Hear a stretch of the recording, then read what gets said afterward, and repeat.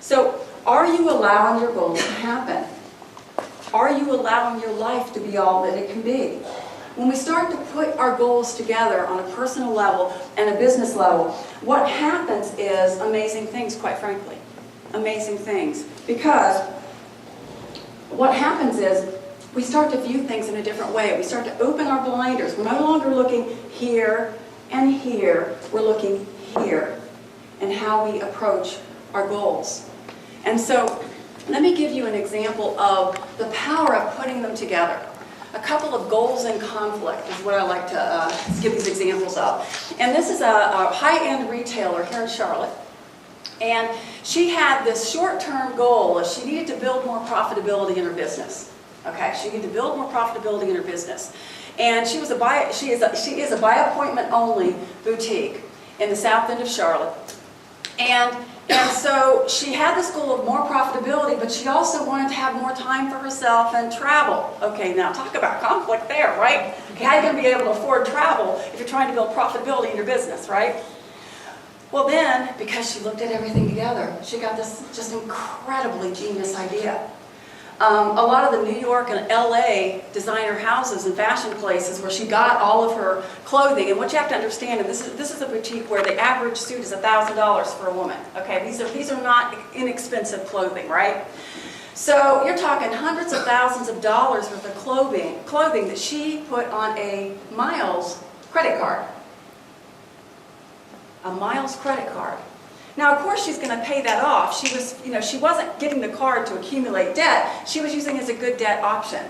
Because the minute, we all know how retail works. You pay for it when you get it, right? So it's not like she had to wait for her money. So she would charge on these Miles cards. So not only did she decrease, what was really fascinating about this, she achieved both purposes.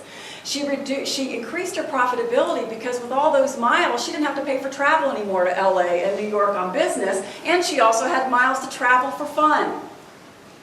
All because she kept herself open to the possibilities. Another example I love to give is a couple who they had investment properties, and one of their dreams, they had mountain home, they had beach properties, and they were a corporate couple working together, and they were nearing their retirement. And one of the things they really wanted to do was travel the world in a yacht. That was their dream, to travel the world in a yacht, okay? But it seemed way out there, okay? Well, this very savvy financial advisor said, well, why couldn't you do that now? Why couldn't you enjoy a yacht now? Why not view the yacht like you do a beach property or a mountain property? And so basically, what they did is they sold a mountain home, they sold a beach home, they still had these other properties, and they bought a yacht. And they rented it out. And oh, by the way, they kept a few weeks to themselves so that they could go on that yacht. And guess what? By the time they retired, they had a much bigger yacht than they even imagined. See the power of putting those things together. I could go on and on about stories where personal goals inspired a whole business division, or something in the business inspired and rekindled a passion someone thought they had lost. So you're going to see, I love talking about this.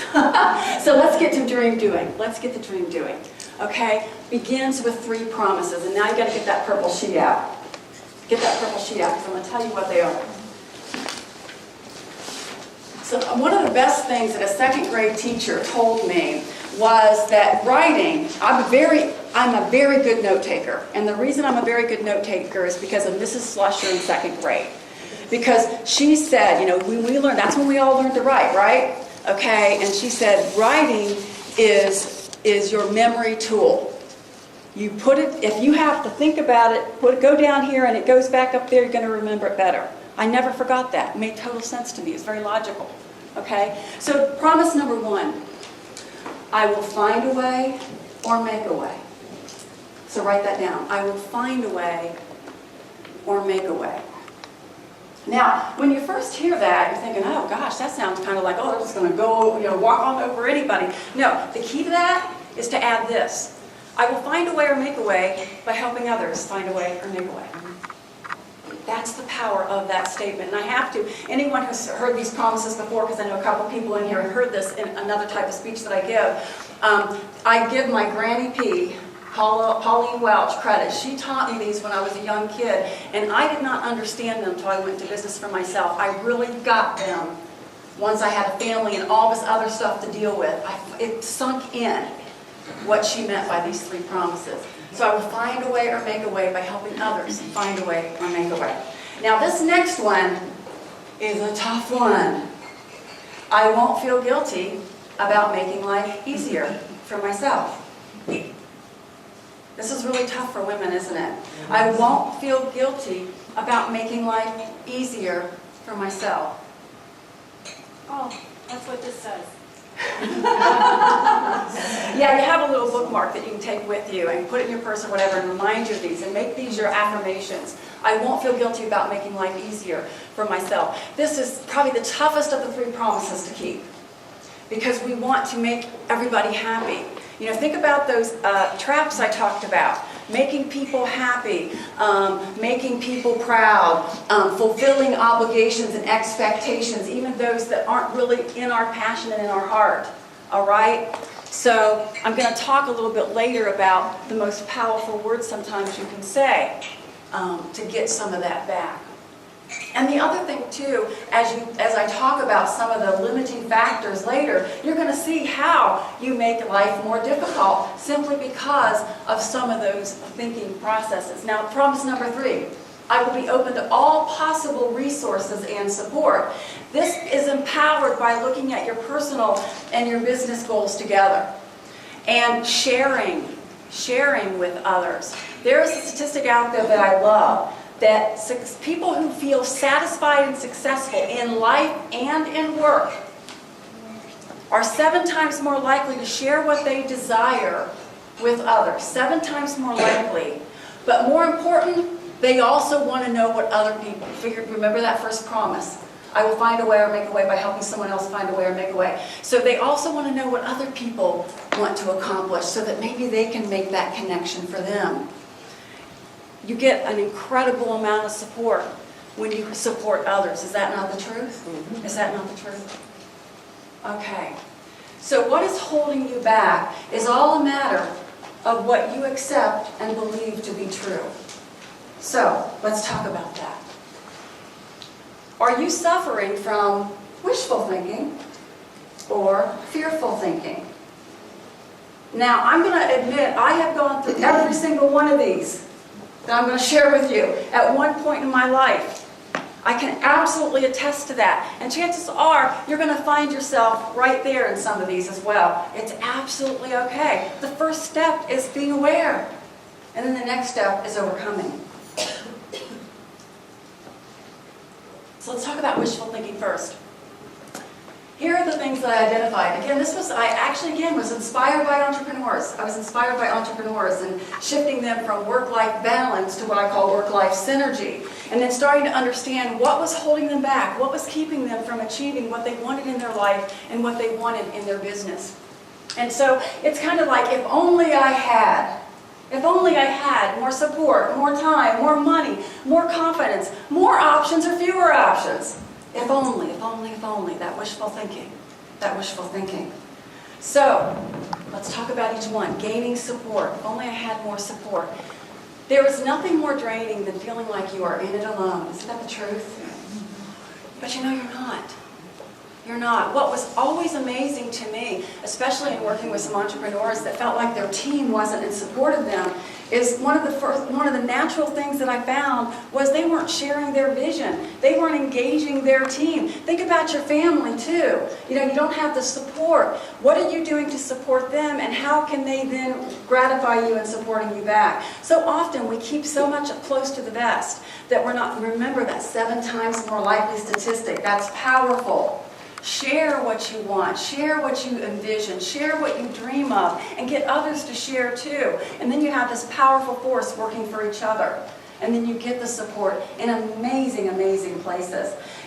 What's interesting is the office manager I have right now would have never in a million years believed that she'd be my office manager. We only knew each other as someone across the street in our neighborhood. She was Sean's mom, and I was Cassandra and Amari and Savannah's mom. All right? And we didn't really even talk much about our businesses and what we did.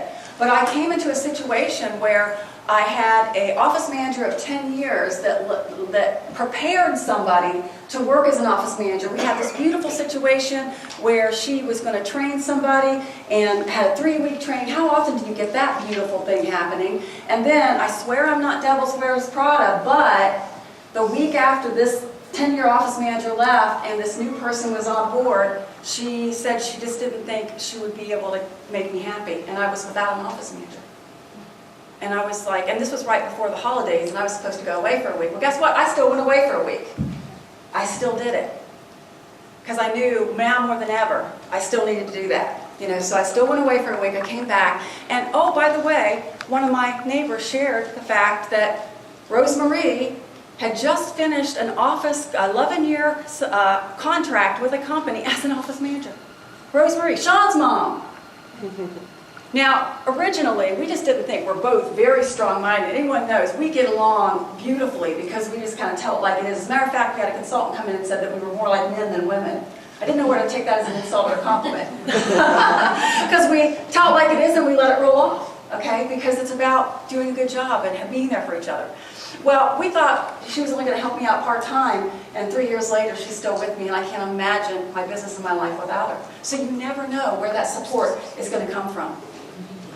Time is an asset. If only I had more time. The reality is, time is the one asset that we are all equally given each day without exception. Sucks, doesn't it? Okay, I had the most perfect situation happen to me in 1995. A woman by the name of Ann Lampron. We were co-Girl Scout leaders, and she was helping me out. She was assisting me with my business while she was pursuing her healthcare degree. And I was home-based at that time, and we were above our garage in the bonus room where all of us hung out, and I just said, oh, I wish there were more hours in the day.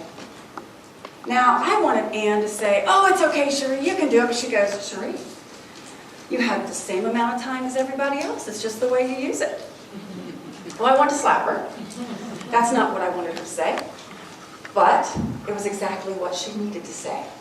Because from that point forward, I said, you know what, you're right. We all have the same amount of time, and I need to find out what is truly important to me, what is truly important to my family, what is truly important to my business, okay? And so let me share a little aspect of time. Since many of you are business owners, I want to share this aspect of time. It's important to help you differentiate how you're spending your time. I've identified 4 aspects of time that directly impact income. There's, what are you doing?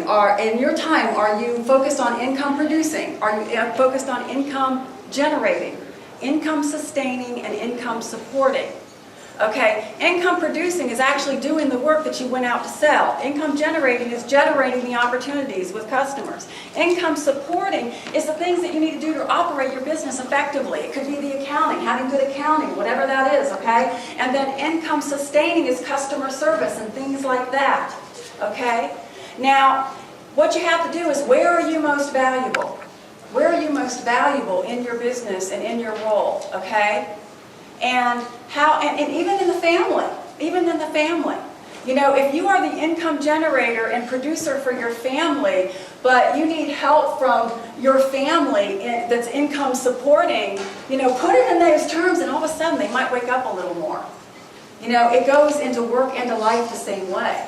And then you're putting your time where it needs to be to bring the income that you need to live the lifestyle that you ideally want to live. So again, look at time as an asset.